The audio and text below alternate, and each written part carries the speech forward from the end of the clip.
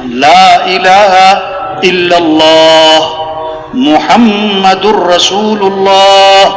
اللہ تک پہنچنے کا راستہ حضرت محمد مصطفیٰ صلی اللہ علیہ وسلم کی اتباع ہے. ہاں یہ ہے نمونہ، یہ ہے نمونہ. لقد کان لکم فی رسول اللہ اسوۃ حسنہ. نمونہ کون ہے؟ کہ حضرت محمد مصطفیٰ صلی اللہ علیہ وسلم ہے. ہر آدمی نقل مارتا ہے، نقل، آج کل نقل. تو ہمیں کس کی نقل مارنی ہے؟ حضرت محمد صلی اللہ علیہ وسلم کی نقل مارنی ہے. یہ ہے عزت والے. عزت چاہیے تو ان کی اتباع کرنی ہوگی.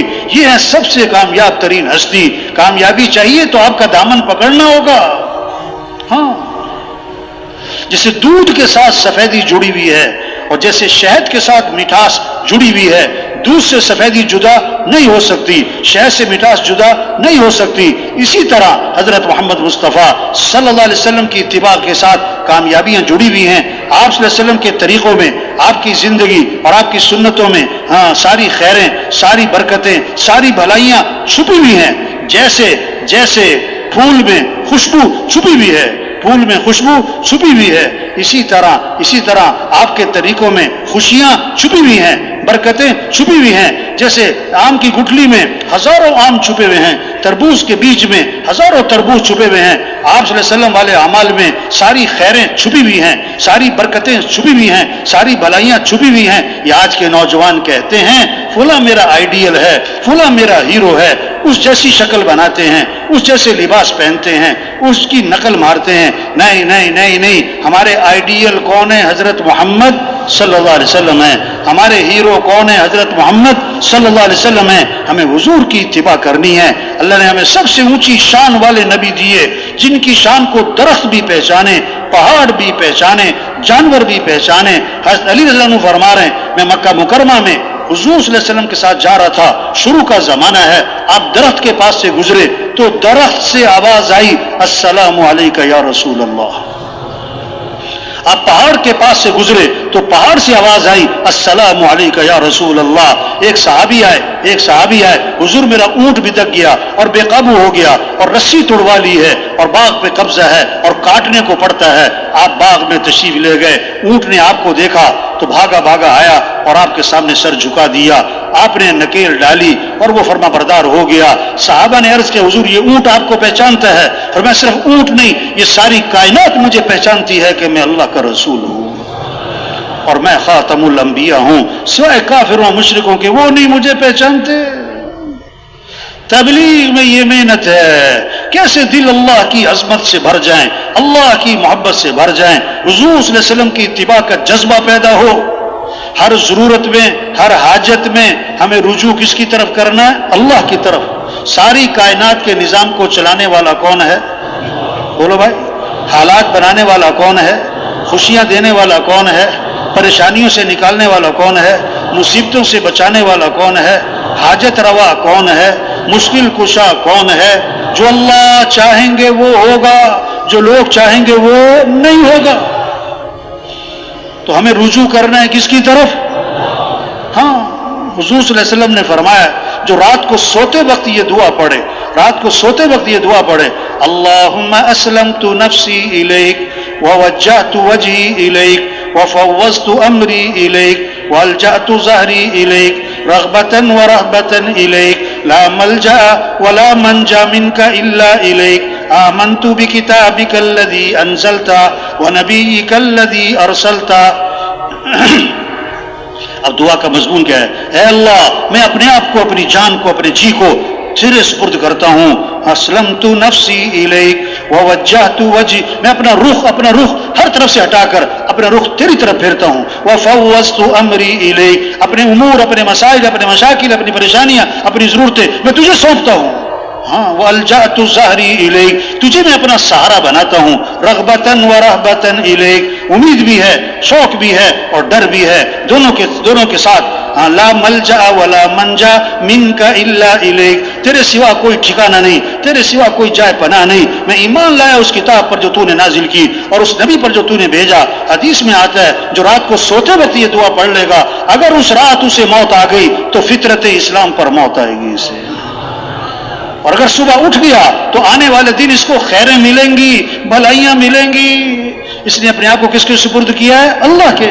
کس کی طرف رجوع کیا ہے؟ آپ صلی اللہ علیہ وسلم غار میں جا کے چھپے، مشرکین مکہ تلاش کرتے ہوئے غار تک جا پہنچے، حضرت ابو بکر رضی اللہ عنہ ساتھ ہیں، اب ان کو نظر آ گئے، سامنے سے وہ چلتے ہوئے نظر آ رہے ہیں، حضرت ابو بکر رضی اللہ عنہ گھبرا گئے۔ آپ نے فرمایا لا تحزن، ابو بکر گھبرانا نہیں، کیوں؟ ان اللہ معنا، بے شک اللہ ہمارے ساتھ ہے۔ کون ہمارے ساتھ ہے؟ اور کیسی خوبصورت بات، ما ظنک باثنین اللہ ثالثہما، ان دو کے بارے میں تیرا کیا گمان جن کا تیسرا کون؟ اللہ۔ ہاں، آپ درخت کے نیچے آرام فرما رہے ہیں، آپ کی تلوار لٹکی ہوئی ہے، ایک کافر آیا، تلوار ہاتھ میں لی، آپ کی آنکھ کھلی، وہ تلوار لے کے سامنے کھڑا ہے اور کیا کہتا ہے؟ من یمنعک منی، آج کون آپ کو میرے سے بچائے گا؟ آپ نے فرمایا اللہ۔ اس نے پھر کہا من یمنعک منی، کون بچائے گا؟ فرمایا اللہ۔ فسقط السیف من یدہ، اس کے ہاتھ کانپنے لگے، تلوار اس کے ہاتھ سے چھوٹ گئی۔ آپ نے فرمایا اب تو بتا کہ تجھے کون بچائے گا؟ اس نے کہا آپ تو بڑے بھلے آدمی ہیں۔ ہاں، آپ نے فوراً اس کو دعوت دی، کلمے کی دعوت دی، ایمان کی دعوت دی۔ داعی کا جذبہ انتقام کا نہیں ہوتا، داعی کا جذبہ دعوت کا ہے، داعی کا جذبہ ہدایت کا ہے۔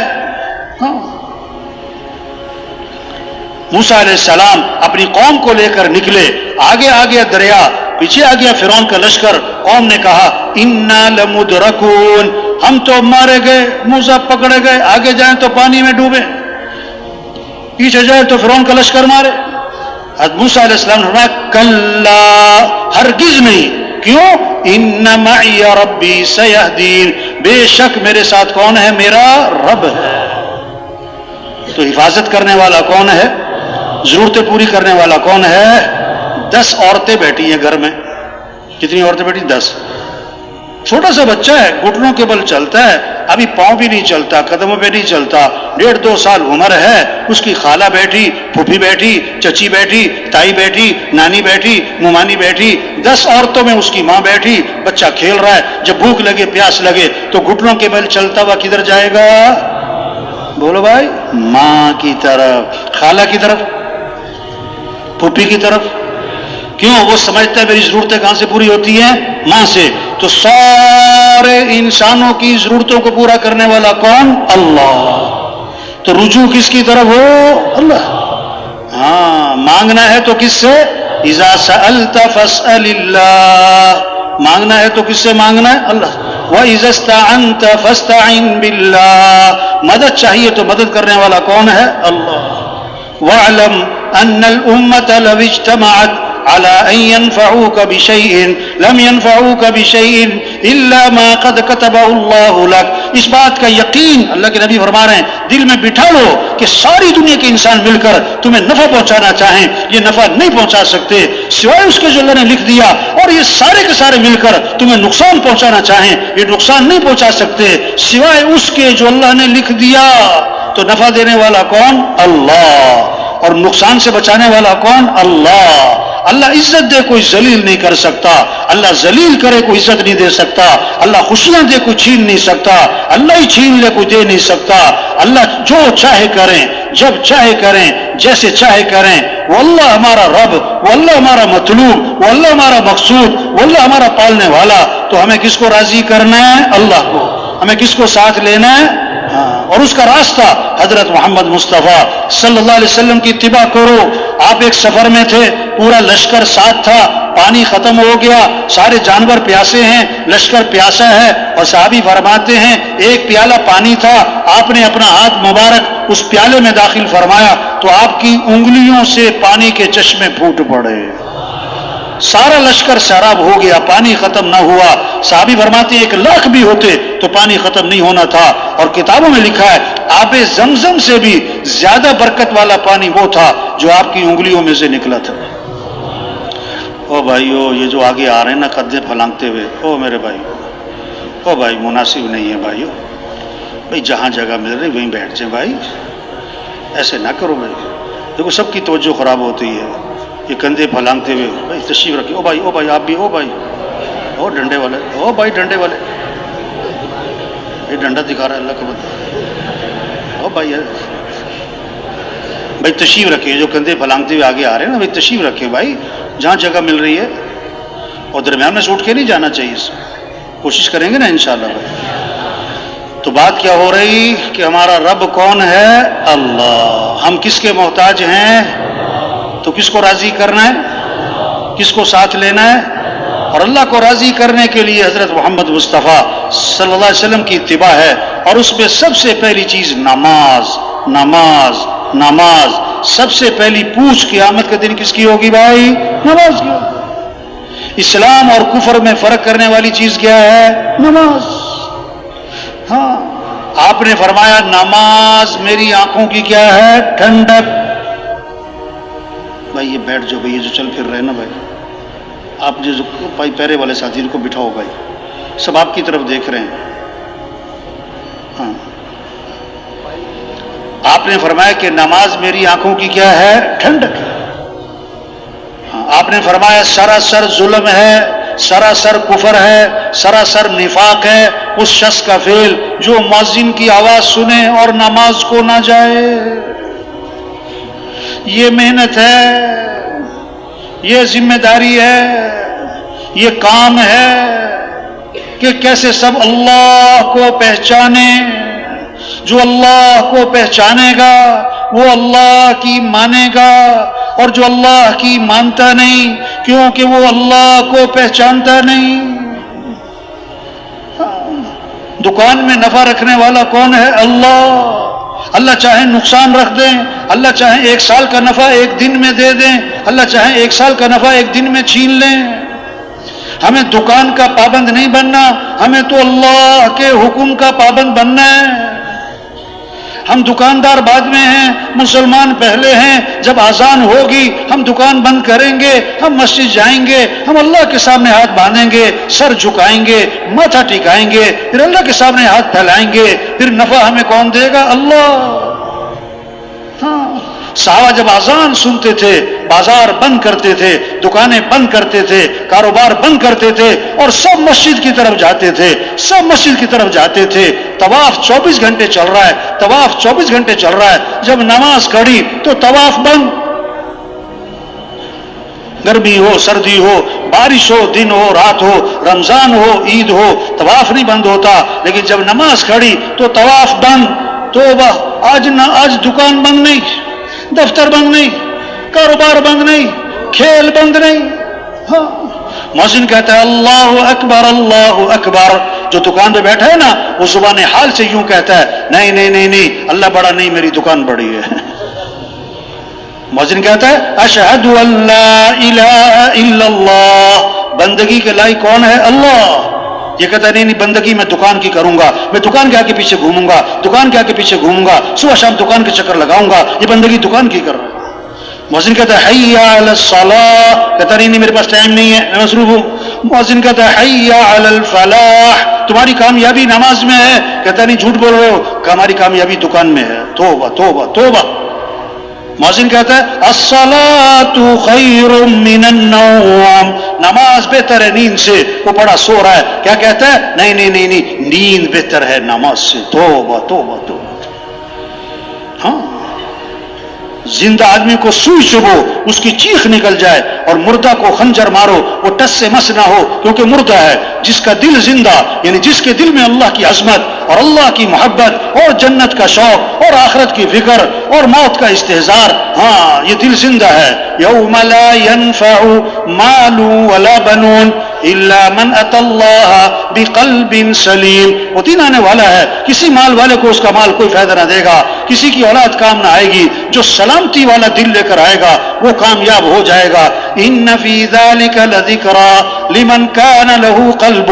یہ قرآن نصیحت ہے لیکن ہر ایک کے لیے نہیں ہے. جس کا دل زندہ ہے، جس کا دل زندہ ہے اس کے لیے قرآن نصیحت ہے. اب جس کا دل زندہ ہے، جس کا دل زندہ ہے، اللہ اکبر اللہ اکبر، یہ آواز اسے دفتر سے اٹھائے گی، بستر سے اٹھائے گی، دکان سے اٹھائے گی اور مسجد میں لے جائے گی. اور جس کا دل مردہ ہے وہ اذان پہ اذان سنے گا اور ٹس سے مس نہ ہوگا. ہاں یہ جگہ گشت کرنے گئے، ہاں بڑے صاحب بڑے افسر صاحب تھے، کہنے لگے پہلے میں نماز میں سستی کر جاتا تھا، مصروف ہوتا تھا، اذان سنتا تھا، نماز تو میں پڑھ لیتا تھا، کبھی چھوٹ جاتی تھی اور میں کہتا تھا چلو کاموں سے فارغ ہو کر پڑھوں گا، ہاں لیکن کہتے ایک صاحب آئے میرے پاس اور انہوں نے مجھے یہ بات کہی، اذان کا مطلب یہ ہے، اذان کا مطلب یہ ہے کہ شہنشاہ کا بلاوا آیا ہے۔ کس نے بلایا ہے؟ شہنشاہ نے بلایا ہے، شہنشاہ کی طرف سے کال آئی ہے، شہنشاہ کی طرف سے آواز آئی ہے۔ او ہو، کہتا ہے کہنے لگے جب میں یہ اذان سنتا ہوں مجھے ان صاحب کا یہ جملہ یاد آتا ہے، میں سارے کام چھوڑ کر نماز کے لیے چلا جاتا ہوں، کیونکہ کس نے بلایا ہے؟ شہنشاہ نے بلایا ہے۔ ہاں ایک بریگیڈیئر صاحب کے پاس جانا ہوا گشت کرنے نا، اب ان کا جو باہر کھڑا تھا نا اردلی، اس سے کہا کہ دیکھو ہم اندر جا رہے ہیں، تمہارے صاحب تمہیں بلائیں گے، تم نے اندر نہیں آنا ہے، پکا کر دیا۔ ہاں اب اندر گئے، اب بریگیڈیئر صاحب نے بیل دی کہ کوئی چائے پانی منگاؤں مہمانوں کے لیے۔ اب یہ اپنی سروس میں پہلی دفعہ دیکھا بریگیڈیئر صاحب نے کہ بیل کی اور آگے سے جی سر سلوٹ نہیں ہوا، دوبارہ بیل کوئی نہیں آیا، تیسری بڑی لمبی بیل پھر کوئی نہ آیا، ایک رنگ آ رہا ہے جا رہا، یہ کیا ہو گیا؟ ہمارے ساتھی نے کہا اس کی غلطی نہیں ہے، ہم نے اس کو منع کیا تھا اندر نہیں آنا، پتہ کیوں منع کیا تھا؟ یہ آپ کا ملازم نہیں ہے، یہ حکومت کا ملازم ہے، تنخواہ آپ نہیں دیتے، تنخواہ تو حکومت دیتی ہے۔ ایک بات ہے آپ کا ماتحت ہے، آپ نے 3 دفعہ بلایا وہ نہیں آیا، آپ کو کتنا غصہ آیا، اور اللہ جل جلالہ روزانہ 5 دفعہ آپ کو بلاتے ہیں اور آپ اپنی جگہ سے نہیں ہلتے، کہ اللہ کو نہیں غصہ آتا ہوگا؟ انہوں نے کہا ہاں آج میری سمجھ میں آئی بات، میرا ماتحت میری نہ مانے، مجھ پر کیا بیتی، اور میں اللہ کا بندہ ہو کے اللہ کی نہیں مانتا، اللہ پھر بھی کھلاتا ہے، پھر بھی پلاتا ہے، پھر بھی ہوائیں ہمارے لیے چلتی ہیں، پھر بھی ہماری آنکھ دیکھتی ہے، زبان بولتی ہے۔ میں نے کہا سر آج سے میرا وعدہ ہے، آج کے بعد میں کبھی نماز نہیں چھوڑوں گا۔ یہ محنت ہے، اذان ہو تو بازار بند، اجتماع کے بعد یہ خبریں آئیں کہ جی کراچی میں فلاں مارکیٹ جو ہے وہ اذان پہ بند ہو رہی ہے، مارکیٹ کے صدر بیٹھے ہوئے ہیں، مارکیٹ کی کمیٹی والے بیٹھے ہوئے ہیں، ان کی میٹنگ ہوتی ہے، کمیٹی کی میٹنگ ہوتی ہے، ایجنڈا بنتا ہے، ایجنڈے میں یہ بھی لکھا ہو کہ ہماری مارکیٹ کیسے اذان پہ بند ہو۔ ہاں اب میٹنگ ہو رہی ہے کہ بھی کیسے سیکورٹی کا اور کیمرے لگنے چاہیے، گن مین کھڑا ہونا چاہیے، ہاں اور یہاں پر لائٹ لگنی چاہیے، ٹھیک ہے یہ بھی کریں۔ میرے بھائیوں یہ کمیٹی والے یہ مارکیٹ کے صدر صاحب یہ بھی تو سوچیں کہ ہماری مارکیٹ اذان پہ کیا ہونی چاہیے؟ بند ہونی چاہیے۔ ہاں واہ کیا خوبصورت ماحول ہوگا کہ فجر میں مسجدیں بھری ہوئی ہیں، اذان پہ بازار بند ہو رہے ہیں، ساری مارکیٹیں بند ہو رہی ہیں، ہمارے وکیل صاحب مسجد جا رہے ہیں، ہمارے جج صاحب مسجد جا رہے ہیں، ہمارا مزدور مسجد جا رہا ہے، ہمارا چنچی والا مسجد جا رہا ہے۔ ہاں یہ ہم نے اللہ سے دعا مانگیں کہ اللہ ہم نے تیرے دین کو مٹتا تو دیکھا ہے، اللہ ہمیں ان آنکھوں سے اپنے دین کی بہاریں بھی دکھا دے، ہم یہ منظر اپنی آنکھوں سے دیکھیں کہ اذان پہ سارا بازار کیا ہو گیا؟ بند ہو گیا۔ یہ محنت ہے کہ سب اللہ کو پہچانے۔ حدیث میں آتا ہے جس نے فجر کی نماز پڑھی پھر ظہر کی نماز پڑھی، اللہ ظہر تک کے اس کے گناہ معاف فرما دیں گے، عصر پڑھی عصر تک کے معاف، مغرب پڑھی مغرب تک کے معاف، عشاء پڑھی عشاء تک کے معاف۔ اور حدیث میں آتا ہے جس نے عشاء کی نماز جماعت سے پڑھ لی، فجر کی نماز جماعت سے پڑھ لی، ساری رات اسے عبادت کا ثواب ملے گا۔ واہ ہاں۔ اور حدیث میں آتا ہے جس نے ایک نماز چھوڑی، توبہ جس اس کا گھر بھی مال بھی گھر والے سب ہلاک ہو گئے، سب چھین لیے گئے۔ حضرت عمر رضی اللہ عنہ نے فجر کی نماز میں ایک صحابی کو نہیں دیکھا، پتہ کیا ان کے گھر جا کر، ان کی والدہ نے کہا کہ سائرہ نوافل پڑھتے رہے، فجر میں آنکھ لگ گئی، فرمایا سائرہ سوتے رہتے، فجر مسجد میں پڑھتے، یہ زیادہ بہتر ہے۔ 2 باتیں سمجھ میں آئیں اس قصے سے، جو مسجد میں نظر نہ آئے اس کا پتہ کرو، اور رات کو اتنی عبادت بھی نہ کرو کہ فجر میں اٹھنا مشکل ہو جائے۔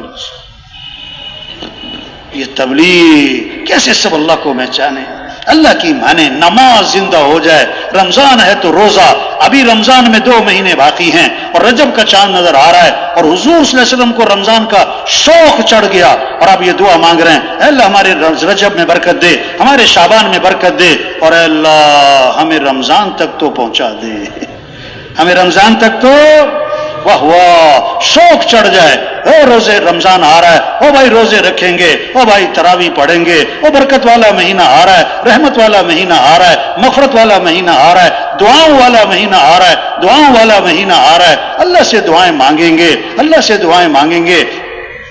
حدیث میں آتا ہے جب رمضان کا مہینہ شروع ہوتا ہے، اللہ عرش اٹھانے والے فرشتوں سے فرماتے ہیں اپنی اپنی عبادت چھوڑ دو، اب تمہارا ایک ہی کام ہے، روزے داروں کی دعاؤں پر آمین کہتے رہو۔ ہاں، شوق پیدا ہو۔ حدیث میں آتا ہے جس نے رمضان کا ایک روزہ چھوڑ دیا اب ساری زندگی روزے رکھتا رہے تو ایک روزہ چھوڑنے کا جو نقصان ہوا اس کی تلافی نہیں ہو سکتی۔ جب ایمان بنے گا، جب اللہ سے تعلق ہوگا، جب اللہ کی معرفت ہوگی، جب اللہ کو پہچانے گا، اب اللہ کو راضی کرنے کا جذبہ، اب نماز کا شوق، رمضان ہے تو روزے کا شوق، جب مال آئے گا، ایمان والے کے پاس جب مال آئے گا اس سے کیا شوق ہوگا؟ ایک اور پلاٹ لے لوں، ایک اور گاڑی لے لوں، ایک اور اچھی ٹائلیں لگا لوں، نہ جب ایمان والے کے پاس مال آئے گا اس کے اندر شوق، کون بیوہ ہے، کون یتیم ہے، کون مسکین ہے، کون غریب ہے، کون ضرورت مند ہے، کون بے گھر ہے، کس کی چھت ٹپکتی ہے، کون بھوکا ہے، کون پیاس، کس کی بچیاں بیٹھی ہوئی ہیں، اس کا ذہن ادھر چلے گا، خرچ کرنے کا، جمع کرنے کا نہیں۔ قرآن میں مال جمع کرنے کا حکم نہیں آتا، مال جمع کرو، مال جمع کرو، ہاں یہ حکم کئی دفعہ آتا ہے، خرچ کرو، خرچ کرو، خرچ کرو۔ ہاں، کھانے میں بھی مزہ ہے، کھلانے میں بھی مزہ ہے۔ جب ایمان مضبوط ہوگا پھر کھانے میں مزہ کم آئے گا اور کھلانے میں مزہ زیادہ آئے گا۔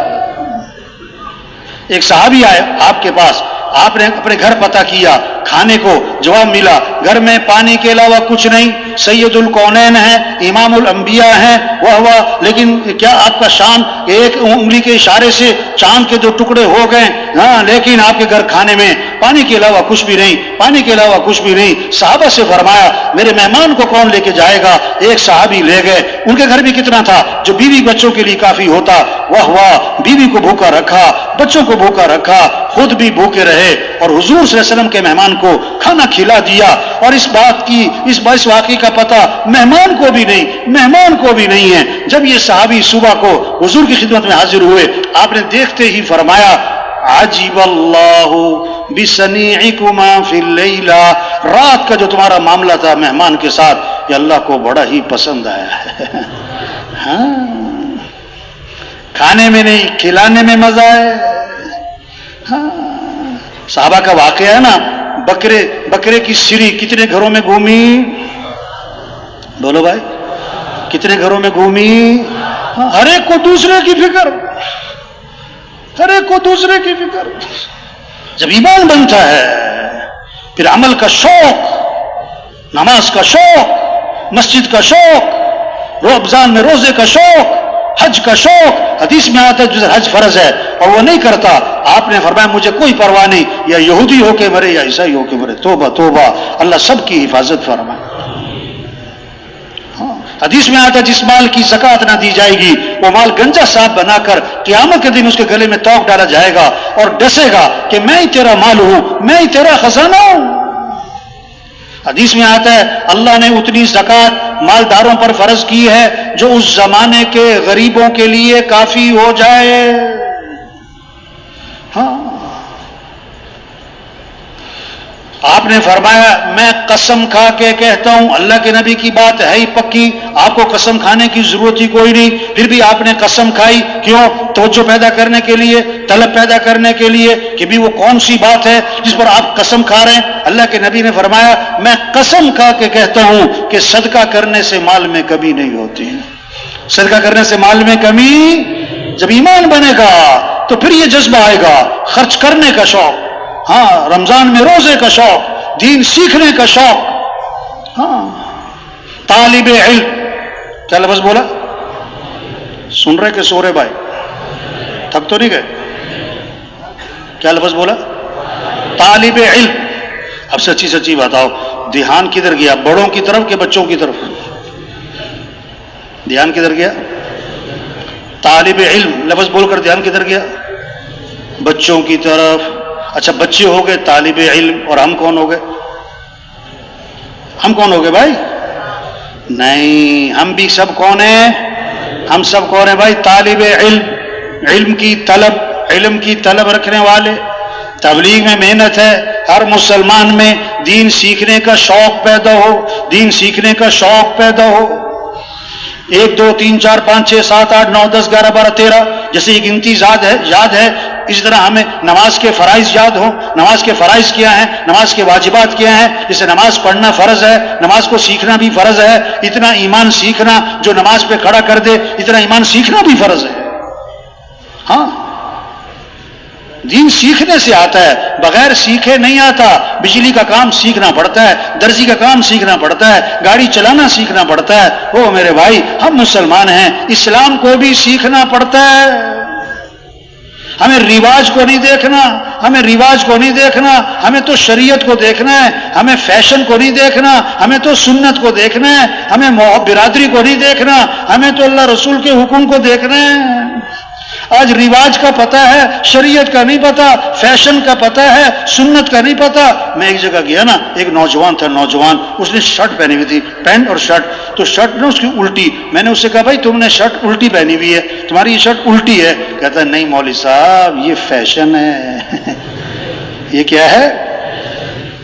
ہاں، ایک فیکٹری میں گئے، وہاں پینٹیں بنتی تھی، پینٹیں نا، تو وہ کچھ لوگ بیٹھے ہوئے تھے، وہ انہوں نے ریگ مال سے پکڑا ہوا تھا، وہ پینٹوں کو نا خراب کر رہے تھے، کپڑے کو خراب کر رہے تھے، اس کو پھاڑ رہے تھے۔ میں نے کہا یہ کیا کر رہے بھائی، یہ پینٹوں کو خراب کر رہے ہیں؟ کہتے نہیں مولوی صاحب آج کل فیشن ہے۔ تھوڑی سی پینٹ کیا ہو، پھٹی بھی ہو، استغفر اللہ۔ نہیں، ہمیں فیشن کو نہیں، ہمیں سنت کو دیکھنا ہے، ہمیں رواج کو نہیں، ہمیں شریعت کو دیکھنا ہے، ہمیں برادری کو نہیں، ہمیں تو اللہ رسول کے، ہم اللہ کے حکم کو دیکھنا ہے، ہمیں تو حضور صلی اللہ علیہ وسلم کے طریقے کو دیکھنا ہے۔ تبلیغ میں یہ محنت ہے کہ دین سیکھنے کا شوق آئے۔ ہاں، ایک بارات جا رہی تھی، توبہ توبہ، یہ واقعہ ہے، ایسی کہاوت نہیں ہے، یہ واقعہ میرا ایک دوست تھا، وہ کہنے لگا کہ میرے دوست کی شادی تھی تو بارات جا رہی تھی مسجد کی طرف، بارات جا رہی تھی، ڈھول اور ڈھمکا اور ناچ اور گانا اور میوزک، اور جا رہی ہے بارات کدھر؟ مسجد۔ کیوں؟ کہ دولہا نے شادی کے نفل پڑھنے۔ توبہ توبہ، دولہا نے شادی کے کیا ہے، ویسے کہیں مسجد گیا نہیں، اور شادی کے نفل فرض معلوم۔ تو کہتا مسجد کے باہر بارات کھڑی ہو گئی، مجھے انہوں نے کہا تم اس دولہا کے ساتھ جاؤ، مسجد میں اس نے نفل پڑھنے۔ تو میں اس کے ساتھ چلا گیا، میں بیٹھ گیا، میں نے کہا بھائی پڑھ لو نفل۔ کہتا پہلے تو کھڑا ہو کے ادھر ادھر دیکھتا رہا، پھر اس نے نیت باندھ لی، کہتا میں پاس بیٹھا ہوا ہوں، اب بڑی دیر ہو گئی، وہ کھڑا ہوا ہے، واجی ہوا۔ میں نے کہا بھائی شادی کے نفل ہیں، بڑے خوشو خصو سے پڑھے جا رہے ہیں۔ بہت دیر کھڑا رہا، پھر کھڑے کھڑے ہی سلام پھیر دیا اس نے، کھڑے کھڑے، یہ واقعہ ہے۔ کہتا میں نے اس سے کہا کہ بھائی تو نے شادی کے نفل پڑھے کہ نماز جنازہ پڑھی؟ نہ رکوع نہ سجدہ، بھئی یہ تو جنازے میں ہوتا ہے اللہ کے بندے، یہ تم نے کون سے نفل پڑھے؟ آئے ہائے، یہ ہے افسوس کی بات۔ آگے سے کہنے لگا سچی بات یہ ہے کہ مجھے نماز نہیں آتی ہے۔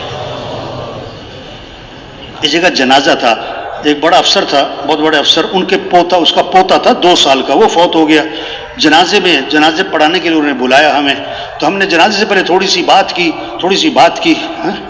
تو انہوں نے کہا بھی دیکھو آپ جنازہ پڑھنے آئے ہو اور جنازہ ہے بچے کا، اور جنازے پتہ کون تھے؟ سارے افسران، بڑے افسران، بڑی گاڑیاں، 4 گن مین، ہاں۔ میں نے کہا بھی آپ لوگ جنازہ پڑھنے آئے اور جنازہ ہے بچے کا 2 سال کا، تو آپ کو بچے کے جنازے کی دعا تو آتی ہوگی نا؟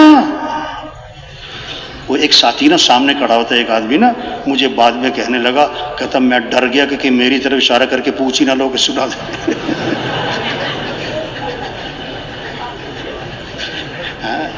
تو بھائی تبلیغ میں یہ کہہ رہے ہیں میرے بھائیو، ہم مسلمان ہیں، ہمیں اللہ کو ساتھ لینا ہے، اللہ کو راضی کرنا ہے، 5 وقت نماز ہو، دین سیکھنے کا شوق ہو۔ اعمال سے زندگی بنتی ہے، مال سے زندگی نہیں بنتی، عمل کا شوق ہو۔ آج مالدار بننے کا شوق ہے، دیندار بننے کا شوق نہیں ہے۔ ہاں، کامیابی کا تعلق مال سے نہیں ہے، کامیابی کا تعلق تو اعمال سے ہے۔ اللہ کی مدد مال والوں کے ساتھ نہیں، اللہ کی مدد اعمال والوں کے ساتھ ہے۔ گھروں میں تعلیم کے حلقے ہوں، مساجد میں تعلیم کے حلقے ہوں، ہر مسلمان تعلیم کے حلقے میں بیٹھے اور اعمال کے فضائل کو سنے تاکہ عمل کا شوق پیدا ہو۔ ایک صحابی نے عرض کیا ای الناس خیرون، اللہ کے رسول سب سے بہترین آدمی کون ہے؟ سب سے بہترین آدمی کون ہے؟ آپ نے فرمایا من طال عمره وحسن عمله، جس کی عمر بھی لمبی ہو اور اس کے اعمال بھی اچھے ہوں۔ ای الناس شر، اللہ کے رسول سب سے برا آدمی، گھٹیا آدمی، گندا آدمی کون ہے؟ فرمایا من طال عمره وساء عمله، جس کی عمر بھی لمبی ہو اور اس کے اعمال بھی خراب ہو۔ ہاں، زندگی کے بننے کا تعلق مال سے نہیں، چیزوں سے نہیں، گاڑیوں سے نہیں، عہدوں سے نہیں، زندگی کے بننے کا تعلق اعمال سے ہے۔ ہاں، فقیر وہ نہیں جس کے پاس مال نہیں، فقیر وہ جس کی زندگی میں اعمال نہیں۔ ہاں، لیس الغنی بکثرت العرض، غنی وہ نہیں جس کے پاس مال بہت، دولت بہت، سامان بہت، لا لا لا، غنی وہ جو دل کا غنی۔ آج ہمیں ترس آتا ہے کس پر؟ جس کے پاس مال نہیں، کپڑے نہیں، برتن نہیں، زیور نہیں، فرنیچر نہیں، گاڑی نہیں، ہاں، اور جس کی زندگی میں نماز نہیں، جس کی زندگی میں روزہ نہیں، جس کی زندگی میں اعمال نہیں، اس پہ ترس نہیں آتا ہے۔ صحابہ کے گھر چیزوں سے خالی تھے، اعمال سے بھرے ہوئے تھے، آج گھر چیزوں سے بھرتے جا رہے، اعمال سے خالی ہوتے جا رہے۔ ویران گھر وہ نہیں جس گھر میں مال اور چیزیں نہیں، ویران گھر وہ جس گھر میں اعمال نہیں۔ ہاں، آج عمل کا شوق نہیں ہے، تبلیغ میں عمل کا شوق پیدا کیا جا رہا ہے۔ آپ نے فرمایا آج تم میں سے روزہ کس نے رکھا؟ یہ نہیں کہ آج تم میں سے پیسہ کس نے کمایا، پلاٹ کس نے خریدا، نہیں نہیں، آج تم میں سے روزہ کس نے رکھا؟ عمل کے بارے میں دریافت کیا۔ حضرت ابو بکر رضی اللہ عنہ نے عرض کیا حضور میں نے روزہ رکھا، آج تم میں سے کسی مسکین کو کھانا کس نے کھلایا؟ کسی مسکین کو کھانا کس نے کھلایا؟ عمل کے بارے میں دریافت کیا۔ حضرت ابو بکر رضی اللہ عنہ نے عرض کیا حضور میں نے مسکین کو کھانا بھی کھلایا۔ فرمایا آج تم میں سے کسی جنازے میں شرکت کس نے کی؟ کسی جنازے میں شرکت کس نے کی؟ پھر عرض کیا حضور جنازے میں شرکت بھی کی۔ فرمایا آج تم میں سے کسی بیمار کی عیادت کس نے کی؟ عمل، بیمار کی عیادت کس نے کی؟ پھر عرض کیا حضور بیمار کی عیادت بھی کی ہے۔ اس پر آپ نے فرمایا جس آدمی میں یہ اعمال جمع ہو جائیں گے وہ تو سیدھا جنت میں جائے گا۔ وہ سیدھا کہاں جائے گا؟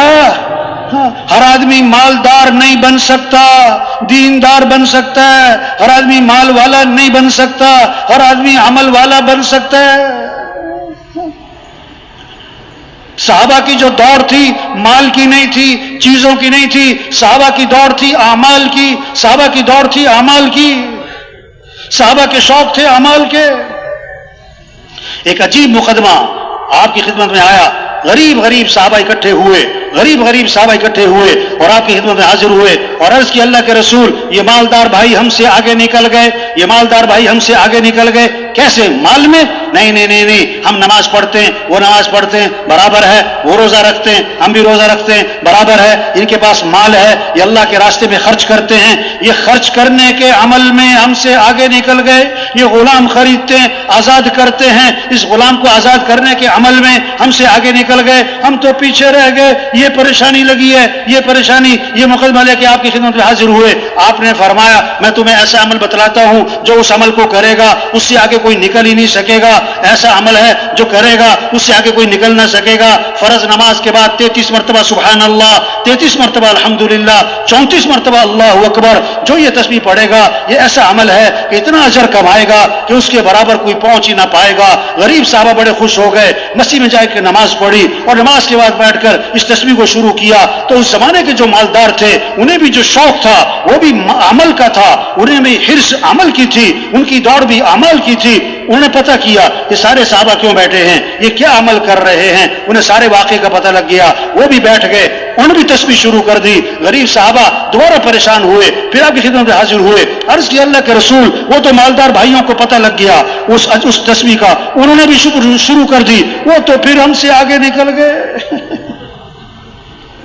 اس پر آپ نے فرمایا ذالک فضل اللہ یؤتی من یشاء، یہ تو اللہ کا فضل ہے، اللہ جسے چاہے عطا فرمائے۔ ہاں، ایک تو یہ بات سمجھ میں آئی صحابہ کی دوڑ مال کی نہیں تھی، چیزوں کی نہیں تھی، صحابہ کی دوڑ اعمال کی تھی۔ ہاں، اور دوسری بات، اگر کسی کے پاس مال ہے اس کا کوئی کمال نہیں ہے، یہ تو اللہ کا فضل ہے، یہ تو اللہ کا فضل ہے، کمال نہیں ہے۔ تو شریعت کا مزاج، دین میں اپنے سے اوپر والوں کو دیکھو اور دنیا میں اپنے سے نیچے والوں کو دیکھو۔ آپ نے فرمایا، حدیث پاک ہے، جس کے اندر دو باتیں ہوں گی وہ سیدھا جنت میں جائے گا۔ وہ دو باتیں کیا ہیں؟ جو دین میں اپنے سے اوپر والوں کو دیکھے اور دنیا میں اپنے سے نیچے والوں کو دیکھے، فرمایا جس کے اندر یہ دو باتیں ہیں یہ سیدھا جنت میں جائے گا۔ ہاں، شیطانی مزاج ہے، دین میں اپنے سے نیچے والوں کو دکھاتا ہے کہ فلاں تو نماز بھی نہیں پڑھتا، میں تو نماز پڑھ لیتا ہوں، اور دنیا میں اپنے سے اوپر والوں کو دکھاتا ہے، اپنے سے اوپر والوں کو دکھاتا ہے۔ لاکھ کمانے والا اس کو دیکھ رہا ہے جو 5 لاکھ کما رہا ہے، 5 لاکھ کمانے والا پریشان اس کو دیکھ رہا ہے جو 10 لاکھ کمانے والا ہے، 2 مرلے کے مکان والا پریشان اس کو دیکھ رہا ہے جو 5 مرلے میں، اور 1 کنال والا پریشان اس کو دیکھ رہا ہے جو 4 کنال کے بنگلے میں۔ اللہ کو بندے کا شکر پسند ہے، شکوہ پسند نہیں ہے، شکوہ پسند نہیں ہے۔ شکر سے نعمت بڑھتی ہے، شکوے سے نعمت چھنتی ہے، شکر سے نعمت بڑھتی ہے، شکوے سے نعمت چھنتی ہے۔ مزے کی زندگی وہ گزارے گا جس کی زبان پہ شکر کے جملے ہوں گے، اور جس کی زبان پر شکوہ ہے یہ بڑا پریشان رہے گا، بڑا پریشان رہے گا۔ آپ کے کھانے میں چٹنی ہے اور روٹی ہے، واہ واہ، اب آپ کھانا کھا کے کیا کہہ رہے؟ یا اللہ تیرا شکر ہے، تو نے مجھے کھانا کھلایا، مجھے روٹی کھلائی، مجھے چٹنی بھی کھلائی، واہ واہ، اس میں دھنیا بھی تھا، اس میں پودینہ بھی تھا، اس میں انار دانہ بھی تھا، نمک مرچ بھی، واہ واہ واہ واہ، بڑا مزہ آیا، یا اللہ تیرا شکر ہے، یا اللہ تیرا شکر ہے۔ 10 دفعہ کہہ رہا ہے چٹنی روٹی کھا کے، یا اللہ تیرا شکر ہے، یہ بڑے مزے کی زندگی گزارے گا، بڑے مزے کی زندگی گزارے گا۔ اگر اس کے دسترخوان پہ کوفتے بھی ہیں اور کباب بھی ہیں اور بریانی بھی ہے اور پلاؤ بھی ہے اور روسٹ بھی ہے اور سالن بھی ہے اور کھیر بھی ہے اور کسٹرڈ بھی ہے اور سلاد بھی ہے، اور آگے سے وہ کہتا ہے مچھلی نہیں ہے، مچھلی کیا کہتا ہے؟ یہ بڑی پریشان کن زندگی گزارے گا۔ یہ شکوہ کر رہا ہے، شکوہ کیا کر رہا ہے؟ ہاں، شکوہ کر رہا ہے۔ شکر پتہ کسے کہتے ہیں؟ جو ہے اس کا تذکرہ، جو ہے اس کا تذکرہ۔ شکوہ پتہ کسے کہتے ہیں؟ جو نہیں ہے اس کا تذکرہ، جو نہیں ہے اس کا تذکرہ۔ ہر آدمی کو کچھ ملتا ہے، کچھ نہیں ملتا ہے، جو ملے شکر، مزے کی زندگی، جو نہ ملا شکوہ، یہ بڑی پریشان کن زندگی۔ ہاں، تبلیغ میں محنت ہے، کیسے ایمان بنے، پھر عمل کا شوق، نماز کا شوق، قرآن کا شوق۔ ہاں، ہر آدمی مال والا نہیں، قرآن والا تو بن سکتا ہے، ذکر والا بن سکتا ہے، ہر آدمی تلاوت کر سکتا ہے۔ آپ نے فرمایا 1 حرف قرآن کا پڑھا تو 10 نیکیاں ملیں گی۔ آپ نے وضاحت فرمائی الف لام میم، 1 حرف نہیں ہے، الف 1 ہے، لام 1 ہے، میم 1 ہے، واہ واہ، تو 30 نیکیاں مل گئیں۔ الف لام میم ذالک الکتاب لا ریب فیہ ھدی للمتقین۔ اب کتنی نیکیاں ہو گئیں؟ سارے کمپیوٹر فیل ہو جائیں گے۔ 1 سپارہ پڑھا، 2 سپارے پڑھے، اتنی زبردست کمائی ہے، واہ واہ۔ آپ نے 3 دفعہ جو سورہ اخلاص پڑھے گا اسے پورے قرآن کا ثواب ملے گا۔ جو 10 دفعہ سورہ اخلاص پڑھے گا اللہ جنت میں اس کے لیے محل تیار کر دیں گے۔ جو رات کو سورہ ملک پڑھے گا اللہ اسے قبر کے عذاب سے بچا لیں گے۔ جو رات کو سورہ واقعہ پڑھے گا اس پر کبھی فاقہ نہیں آئے گا۔ جو صبح کو سورہ یاسین پڑھے گا اللہ شام تک کے کاموں میں اس کی مدد فرمائیں گے۔ ہاں، قرآن کا شوق ہو۔ ہاں، جس گھر میں قرآن پڑھا جاتا ہے، جس گھر میں قرآن، اس گھر میں برکتیں آتی ہیں، رحمتیں آتی ہیں، خیریں آتی ہیں، نحوستیں ختم، شیطانی اثرات ختم ہو جاتے ہیں۔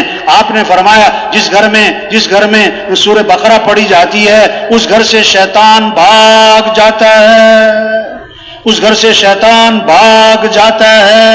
ایک صحابی رضی اللہ عنہ رات کو قرآن پڑھنا شروع کیا، ان کا گھوڑا بھدکنے لگا۔ وہ قرآن پڑھیں تو گھوڑا بھدکے، قرآن پڑھیں تو گھوڑا بھدکے۔ بیٹا ساتھ سو رہا ہے، ڈر لگا گھوڑے کا پاؤں اس پر نہ آئے، سلام پھیرا، گھوڑا کیوں بھدک رہا ہے؟ دیکھا آسمان پر ایک نور ہی نور ہے، سفید بادل کی طرح، اور آسمان کی طرف اٹھتا جا رہا ہے اور آنکھوں سے اوجھل ہو گیا۔ بڑے حیران ہوئے کہ یہ کیا تھا۔ آپ کی خدمت میں حاضر ہوئے، آپ کو سارا قصہ سنایا اور دریافت کیا حضور یہ کیا تھا آسمان پہ؟ آپ نے فرمایا یہ آسمان سے فرشتے اترے تھے تمہارا قرآن سننے کے لیے۔ اگر تم صبح تک پڑھتے رہتے نا آج ساری دنیا فرشتوں کو دیکھ لیتی۔ ہاں، یہ محنت ہے. گھر گھر قرآن کی تلاوت ہو, ہاں ہر زبان پہ اللہ کا نام ہو. آپ نے فرمایا اپنے ایمان کو تازہ کرتے رہا کرو, اپنے ایمان کو تازہ کرتے رہا کرو. صحابہ نے عرض کیا حضور ایمان کو کیسے تازہ کریں, ایمان کو کیسے تازہ کریں؟ آپ نے کیا فرمایا؟ لا الہ الا اللہ. اس کو کتنی دفعہ پڑھو؟ بولو بھائی, 100 دفعہ. حدیث میں کیا آتا ہے؟ اپنے ایمان کو تازہ کرتے رہا کرو. صحابہ نے عرض کہ حضور ایمان کو کیسے تازہ کریں؟ آپ نے کیا فرمایا؟ لا الہ الا اللہ. اس کو کثرت سے پڑھا کرو. کیسے پڑھا کرو؟ اور علماء نے لکھا ہے جو 300 دفعہ پڑھے گا یہ کثرت میں آئے گا. اب ہم سب دیکھیں, ہم کبھی دن میں 24 گھنٹے میں, چلو ہفتے میں, مہینے میں کبھی بیٹھ کے پڑھتے ہیں لا الہ الا اللہ, لا الہ الا اللہ.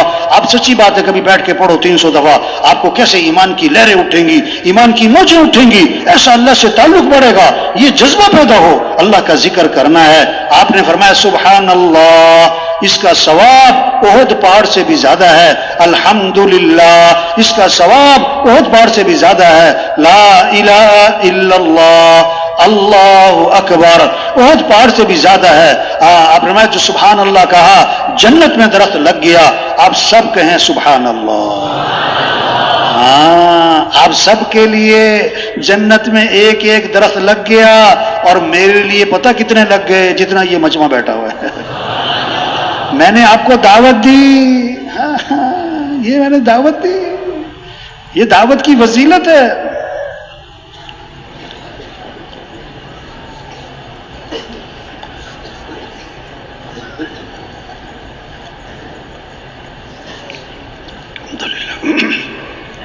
آپ نے فرمایا جو کثرت سے درود شریف پڑھے گا جنت میں اسے میرا پڑوس ملے گا. اب کون کون چاہتا ہے حضور صلی اللہ علیہ وسلم کا پڑوس؟ سارے چاہتے ہیں. کون کہ کثرت سے کیا پڑھو؟ درود شریف پڑھو. آپ نے فرمایا روشن رات یعنی جمعرات, روشن دن یعنی جمعے کا دن, اس میں کثرت سے درود شریف پڑھا کرو. فرمایا تمہارا درود شریف میرے پر پیش کیا جاتا ہے. آگے بڑی عجیب بات ہے, آپ نے فرمایا جو میرے پر درود بھیجے گا میں اس کے لیے دعا بھی کروں گا, استغفار بھی کروں گا. ہاں فرمایا جو کثرت سے استغفار کرے گا اللہ ہر تنگی سے نکالے گا, پریشانیوں سے بچائے گا, اللہ وہاں سے رزق دے گا جہاں سے وہم و گمان بھی نہیں. استغفار پر وعدہ ہے, لولا تستغفرون اللہ لعلکم ترحمون. استغفار کیوں نہیں کرتے؟ استغفار کرو گے تمہارے پر رحمتیں نازل ہوں گی. ہاں وما كان الله ليعذبهم وأنت فيهم وما كان الله معذبهم وهم يستغفرون. جب تک آپ ان میں موجود ہیں ان پر عذاب نہیں آئے گا. آپ نہ رہے تو جب تک یہ استغفار کرتے رہیں گے ان پر عذاب نہیں آئے گا. آپ نے فرمایا سید الاستغفار, کون سا استغفار؟ استغفار کا سردار وہ کیا ہے؟ اللہم انت ربی لا الہ الا انت خلقتنی وانا عبدک وانا علی عہدک ووعدک ما استطعت اعوذ بک من شر ما صنعت ابوء لک بنعمتک علی وابوء بذنبی فاغفر لی فانہ لا یغفر الذنوب الا انت. یہ سید الاستغفار ہے. اور حدیث میں آتا ہے جو صبح کو پڑھے 1 مرتبہ 100 مرتبہ نہیں لیکن دل کے یقین کے ساتھ پڑھ لے, اگر شام تک موت آ گئی تو سیدھا جنت میں جائے گا. واہ واہ. اور شام کو پڑھ لیا اور صبح تک موت آ گئی تو سیدھا جنت. واہ واہ. حدیث میں آتا ہے جو فجر کی نماز کے بعد 7 مرتبہ پڑھے اللہم اجرنی من النار اللہم اجرنی من النار, اگر مغرب تک موت آ گئی اللہ جہنم کی آگ سے بچا لیں گے. مغرب میں پڑھ لیا فجر تک موت آ گئی تو اللہ جہنم کی آگ سے بچا لیں گے. تبلیغ میں یہی تو محنت ہے, جنت کا شوق آ جائے, جہنم کا خوف آ جائے. حدیث میں آتا ہے جو 3 دفعہ یہ مانگتا ہے اے اللہ میرا ٹھکانہ جنت بنا دے, اے اللہ مجھے جنت میں داخلہ دے دے, اے اللہ مجھے جنت میں داخلہ دے دے, 3 دفعہ جنت کی دعا مانگتا ہے تو جنت پکار اٹھتی ہے کہ اللہ اس کو جنت میں داخلہ دے ہی دے. اور جو 3 دفعہ کہتا ہے اے اللہ مجھے جہنم سے بچا لے، اے اللہ مجھے جہنم سے بچا لے، اے اللہ مجھے جہنم سے بچا لے، تو جہنم چیختی ہے کہ اللہ اس کو جہنم سے بچا ہی لے۔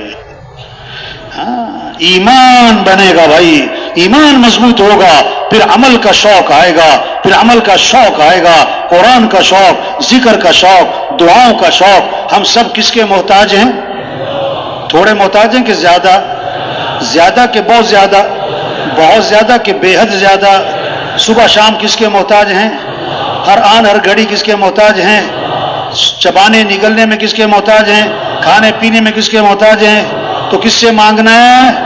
ہاں یہ مانگنے کا جذبہ ہے۔ حدیث میں آتا ہے اللہ کو پسند ہے، اللہ کو پسند ہے کہ اللہ سے مانگا جائے۔ حدیث میں آتا ہے من لم یسأل اللہ یغضب علیہ، جو اللہ سے مانگتا نہیں اللہ اس سے ناراض ہو جاتے ہیں۔ فاللہ یغضب ان ترکت سؤالہ وبنی آدم حین یسأل یغضب، اللہ سے نہ مانگو تو اللہ ناراض، اور لوگوں سے مانگو تو لوگ ناراض۔ وقال ربکم ادعونی استجب لکم، تمہارا رب یہ کہتا ہے میرے سے مانگو میں تمہاری مانگ کو قبول کروں گا۔ اللہ سے مانگنا ہے، اس لیے صبح کی دعائیں ہیں، شام کی دعائیں ہیں، موقع موقع کی دعائیں ہیں۔ عبداللہ بن عمر رضی اللہ عنہ فرماتے ہیں کہ حضور اکرم صلی اللہ علیہ وسلم اس دعا کا پڑھنا کبھی نہیں چھوڑتے تھے، نہ صبح چھوڑتے تھے نہ شام چھوڑتے تھے۔ وہ دعا کتنی اہم ہوگی جو حضور صلی اللہ علیہ وسلم اہتمام سے صبح شام پڑھتے ہوں، ہمارے لیے کتنا ضروری ہوگی۔ وہ دعا کیا ہے؟ اللہم انی اسألک العافیۃ فی الدنیا والآخرہ، اللہم انی اسألک العفو والعافیۃ فی دینی ودنیای واہلی ومالی، اللہم استر عوراتی وآمن روعاتی، اللہم احفظنی من بین یدی ومن خلفی وعن یمینی وعن شمالی ومن فوقی واعوذ بعظمتک ان اغتال من تحتی۔ اس دعا کو اللہ کے نبی نہ صبح چھوڑتے تھے نہ شام چھوڑتے تھے۔ ہماری حفاظت دعاؤں سے ہے، ہمارے مسئلوں کا حل دعا ہے، ہم اللہ کے محتاج ہیں۔ ایک صحابی آئے، حضور رات مجھے بچھو نے ڈس لیا، آپ نے فرمایا اگر تم نے یہ دعا پڑھی ہوتی تو بچھو تمہیں نقصان نہ پہنچا سکتا۔ کیا؟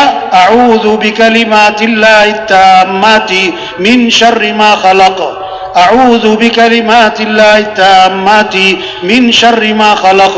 دعا بتائی، دعا بتائی۔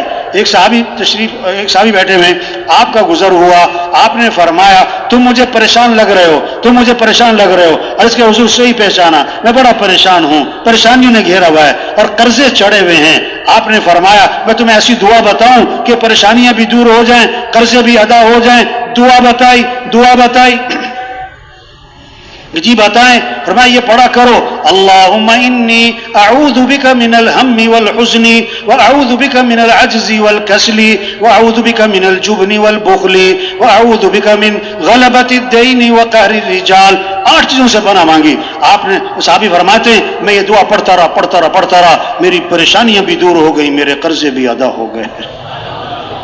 یہ محنت ہے، عمل کا شوق آئے، نماز کا شوق، قرآن کا شوق، ذکر کا شوق، دعاؤں کا شوق۔ زندگی ان اعمال سے بنتی ہے، زندگی ان اعمال سے بنتی ہے جسے آخرت اعمال سے بنتی ہے۔ اور میرے بھائی دنیا بھی اعمال سے بنتی ہے، جسے آخرت میں مال کام نہیں آتا، آخرت میں چیزیں کام نہیں آتی۔ وہ بھائی آخرت میں اعمال، آخرت میں جیسے آخرت میں مال کام نہیں آتا، یہ دنیا میں بھی مال کام نہیں آتا۔ جسے آخرت اعمال سے بنتی ہے، دنیا بھی اعمال سے بنتی ہے۔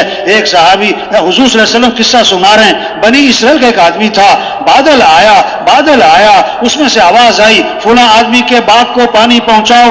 عجیب بات ہے، بادل میں سے آواز ہے اور نام لے کے کہا جا رہا ہے۔ اب پانی برسا اور ایک نالے میں چل پڑا، جس نے آواز سنی وہ پیچھے گیا، دیکھا ایک آدمی کھیت میں پانی لگا رہا ہے۔ ارے بھائی تمہارا نام کیا ہے؟ وہی نام بتایا جو بادلوں میں سے سنا تھا، اور پوچھا تم کون سا عمل کرتے ہو؟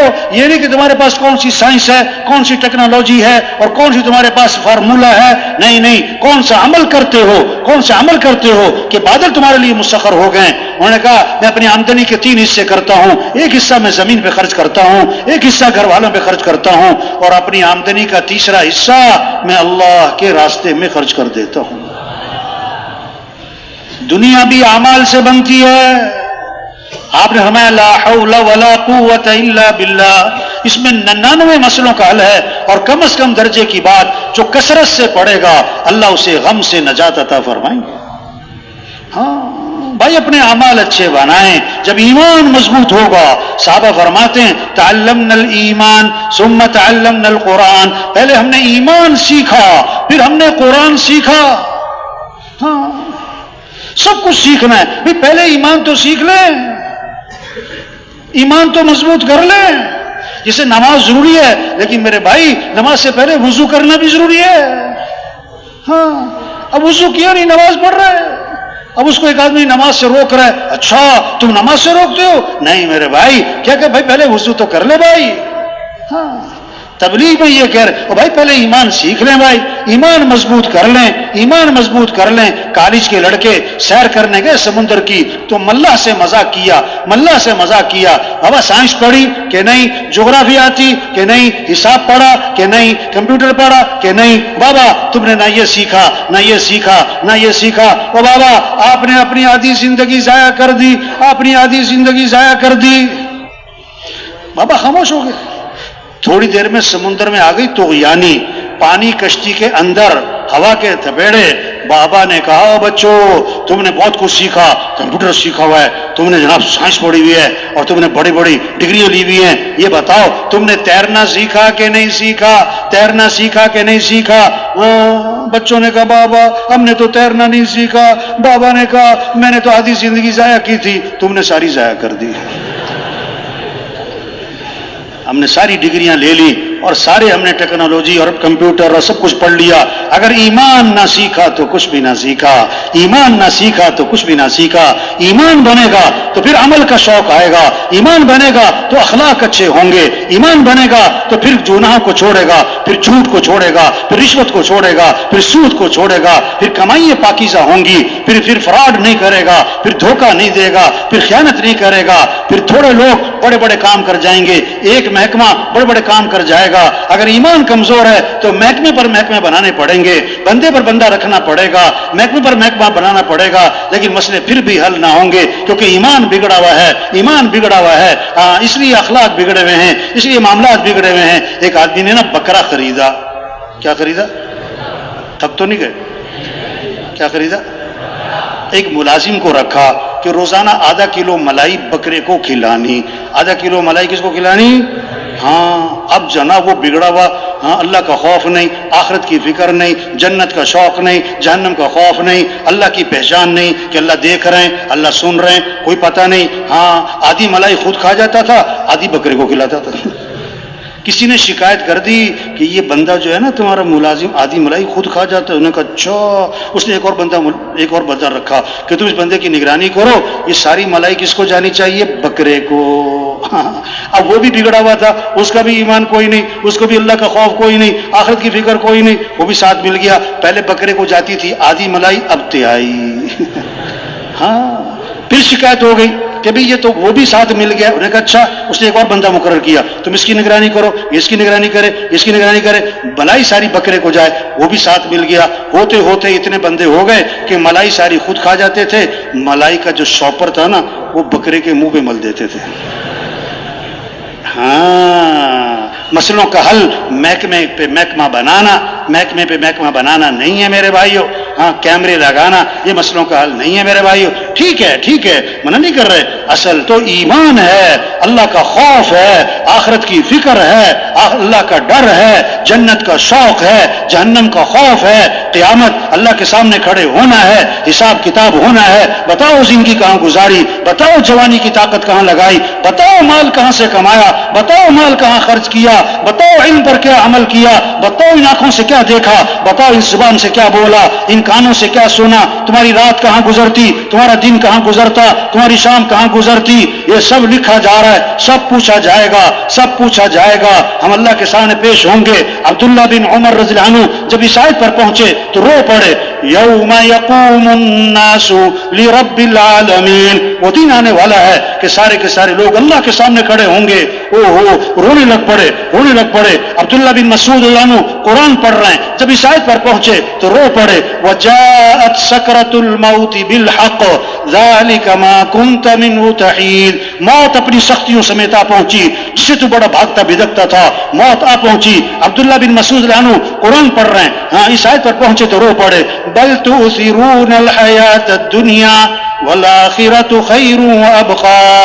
تم دنیا کو ترجیح دیتے ہو حالانکہ آخرت بہت بہتر ہے، ہمیشہ رہنے والی ہے. اور رو پڑے، کہنے لگے ہاں ہم نے دنیا کو ترجیح دے دی، ہم نے دنیا کو ترجیح دے دی. ہاں تبلیغ محنت ہے، کاروبار سے منع نہیں کر رہے بھائی، پہلے ایمان تو سیکھ لو. ہاں وزیر بننے سے منع نہیں کر رہے بھائی، پہلے ایمان تو سیکھ لو. ہاں پھر وزیر بننے کا شوق نہیں ہوگا، پھر تو زبردستی وزیر بنایا جائے گا. ہاں پھر حاکم بننے کا شوق نہیں ہوگا، پھر تو اس کو زبردستی بنایا جائے گا. اس کو پتہ ہے کہ پوچھ ہونی ہے.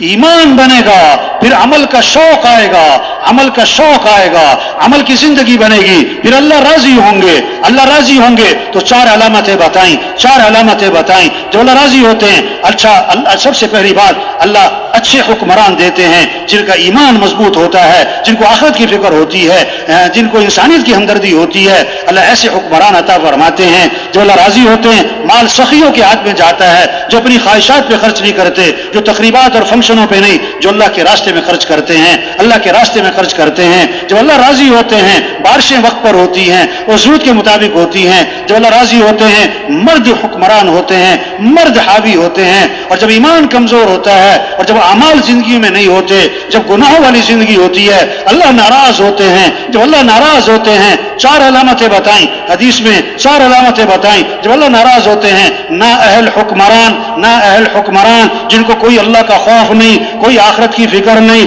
کوئی انسانیت کی ہمدردی نہیں، کوئی اپنے ملک سے خیرخواہی نہیں، جن کے سامنے اپنی غرض ہے، اپنی خواہش ہے، اپنا پیٹ ہے اور اپنا پیٹ بھرنا ہے، مال کو جمع کرنا ہے، جن کے سامنے اپنی خواہشات ہوتی ہیں. ایسے نااہل حکمران مسلط ہو جاتے ہیں. جب اللہ ناراض ہوتے ہیں بارشیں وقت پر نہیں ہوتی، بے وقت ہوتی ہیں، ضرورت سے زائد ہوتی ہیں. جب اللہ ناراض ہوتے ہیں مال بخیلوں کے ہاتھ میں جاتا ہے جو خواہشات پہ خرچ کرتے ہیں، تقریبات پہ خرچ کرتے ہیں، فنکشنوں پہ خرچ کرتے ہیں، دکھلاوے پہ خرچ کرتے ہیں اور صحیح مصرف پہ خرچ نہیں کرتے. وہ ایک عجیب بات ہے. ایسی کہاوت ہے ہاں، 5000 کا نوٹ اور 10 روپے کا نوٹ، 5000 کا نوٹ اور 10 روپے کا نوٹ، ان کی آپس میں ہوئی ملاقات. جب آپس میں ہوئی تو 10 روپے کے نوٹ نے 5000 کے نوٹ والے سے پوچھا، ارے تم کہاں رہتے ہو، نظر نہیں آتے، کہاں ہوتے ہو؟ اس نے کہا میں تو بڑی بڑی جگہوں پر ہوتا ہوں، بڑی بڑی تقریبات میں ہوتا ہوں، بڑے بڑے مالداروں کے پاس ہوتا ہوں، بڑے بڑے افسروں کے پاس ہوتا ہوں، بڑے بڑے وزیروں کے پاس ہوتا ہوں. ہاں تو تم کہاں ہوتے ہو؟ 5000 کے نوٹ نے 10 روپے کے نوٹ سے پوچھا، تم نظر نہیں آتے، تم کہاں ہوتے ہو؟ اس نے کہا میں مسجد کا جو گلہ ہے چندے والا اس میں ہوتا ہوں.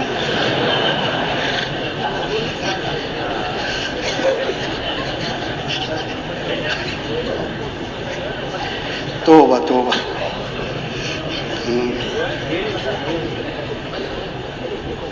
جب اللہ ناراض ہوتے ہیں مال بخیلوں کے ہاتھ میں جاتا ہے. ہاں جب اللہ ناراض ہوتے ہیں بارشیں بے وقت ہوتی ہیں، وقت پہ نہیں ہوتی ہیں، ضرورت سے زائد ہوتی ہیں. جب اللہ ناراض ہوتے ہیں مرد نہیں عورتوں کی چلتی ہے، عورتیں حکمران، عورتیں حاوی ہو جاتی ہیں.